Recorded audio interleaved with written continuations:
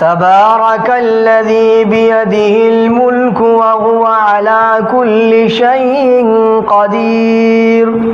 الذي خلق الموت والحياة ليبلوكم أيكم أحسن عملا وهو العزيز الغفور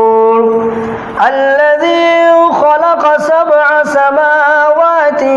طباقا ما ترى في خلق الرحمن من تفاوت فارجع البصر هل ترى من فطور ثم ارجع البصر كرتين ينقلب إليك البصر خاسئا وهو حسير ولقد زينا السماء الدنيا بمصابيح وجعلناها رجوما للشياطين وأعتدنا لهم عذاب السعير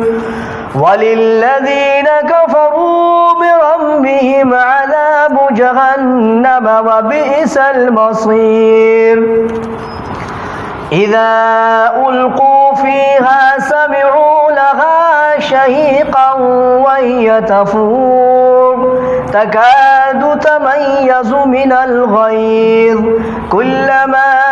ألقي فيها فوج سألهم خزنتها ألم يأتكم نذير